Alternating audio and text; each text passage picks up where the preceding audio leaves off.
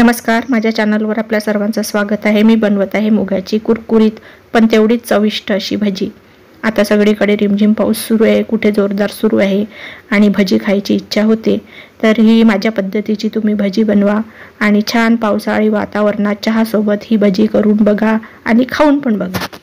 ही घेतली आहे मी पिवळी मुगाची डाळ 1 वाटी आणि ती स्वच्छ एकदा धुवून नंतर ती पाण्यामध्ये 3 तास अशी भिजत घातली। तुमच्याकडे जर हिरवी सालाची डाळ असेल तर ती सुद्धा तुम्ही वापरू शकता, त्याचे पण भजी खूप छान होतात। आता ही माझी छान भिजलेली आहे, पण आता याच्यामध्ये थोडंसं पाणी असतं आणि मिक्सरमध्ये वाटताना थोडा प्रॉब्लेम होऊ शकतो, ती खूप पेस्ट सारखी होऊ शकते। त्याच्यामुळे मी आता काय करते, हे पाणी काढून तिला थोड्या वेळ निथळून घेते चाळणीवर। ही चाळणी घेतली आहे मी पाणी निथळायसाठी आणि त्याखाली एक भांडं ठेवलेलं आहे आणि त्यानंतर ही डाळ मी त्यामध्ये ओतून घेते। आधीचं पाणी मी काढून घेतलेलं आहे आणि त्यानंतर ही जवळपास मी 10 मिनिटं तरी ह्या चाळणीवर पाणी निथळायला ठेवणार। पाणी चांगलं निथळून गेलं की मग आपल्याला वाटताना पण त्रास होणार नाही, त्यासाठी ही टिप लक्षात ठेवा। जर ह्या डाळीमध्ये पाणी असलं तर मग मिक्सरमध्ये जर वाटली तर ते एकदम गचका होईल आणि ते बेसनाचे जे भजी करतो त्याप्रमाणेच ते होतील, कुरकुरीत होणार नाही। त्यासाठी पाणी हे निथळावं लागेल।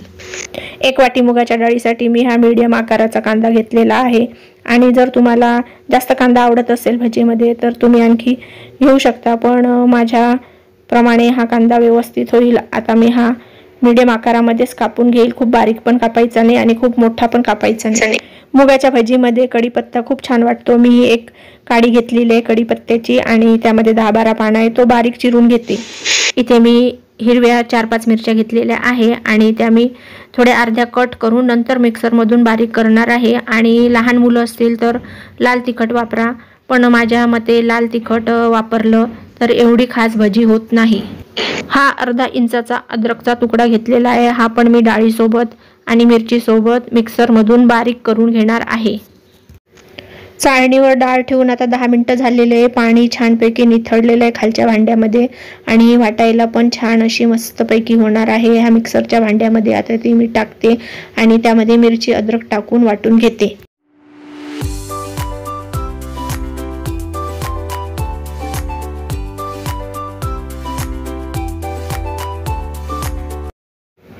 चाळणीवरची निथळलेली डाळ ही मी मिक्सरच्या भांड्यात टाकलेली आहे, पण ती त्या भांड्यामध्ये अर्धीच बसली, त्याच्यामुळे मी ती आता अर्धीच वाटून घेते आणि ही जी चाळणीवरची आहे ना ती नंतर दुसऱ्या वेळेस वाटून घेते।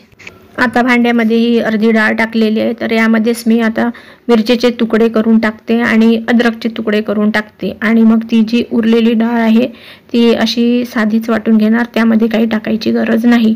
आता ही डाळ कशी वाटायची बघा, ही डाळ वाटायची एकदम जाडसर अशी भरड। आता ही माझी अशी भरडसर आणि थोडीशी जाडसर, खूप जाड पण नाही ठेवायची, थोडी भरड अशी वाटून घेतलेली आहे। आणि आता ही दुसरी उरलेली होती ती पण आता काढून घेते। झाली माझी ही 2दा काढून मिक्सरमधून। थोडीशी जाडसर याच्यासाठी घ्यायची की आपले भजे हे कुरकुरीत व्हायला पाहिजे, त्याच्यामुळे ही भजी एकदम अशी वाटल्यामुळे कुरकुरीत होतात, आतून मऊ होतात। आता ह्या वाटलेल्या डाळीच्या मिश्रणामध्ये एक एक वस्तू टाकून घेते। तर हा आहे कांदा चिरलेला, मी बारीक कांदा चिरून घेतलेला होता आणि त्यानंतर त्यामध्ये टाकते कढीपत्ता। कढीपत्त्याचे पण पानं एकदम बारीक चिरून घेतले, खूप छान स्वाद येतो ह्या भज्याला त्या कढीपत्त्यामुळे। एकदम बारीक चिरून घ्यायचा, मिक्सरमधून काढायचा नाही, तो बारीकच चिरून घ्यायचा। ह्यानंतर टाकली मी बारीक चिरून ठेवलेली माझी कोथिंबीर। कोथिंबीर कमी होती माझ्याकडे, थोडी जास्त असली तरी चालेल, छान खमंग वास येतो भज्यांना। आणि आता याच्यात टाकत आहे मी धनिया पावडर, त्यानंतर थोडीशी हळद टाकत आहे।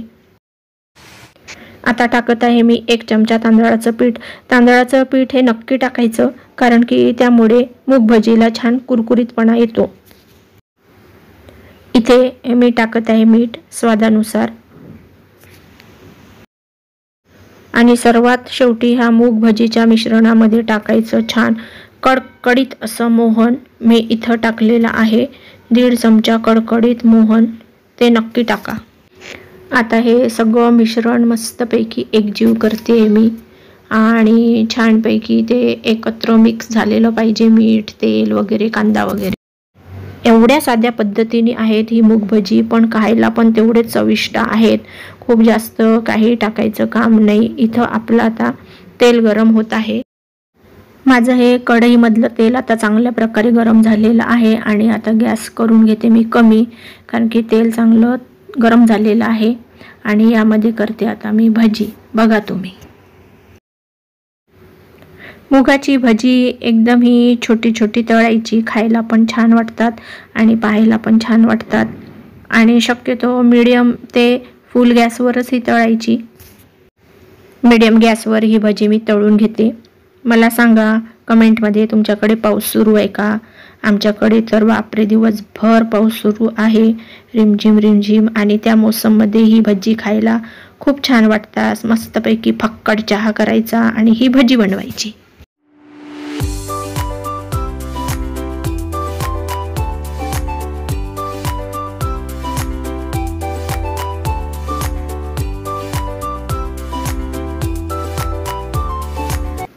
अगदी गोल गरगरीत ही भजी करायची नाही, त्यामुळेच ही मग छान कुरकुरीत लागते. बघा, दिसायला पण किती छान आहेत आणि खायला पण छान, खूप मस्त झाली आहेत.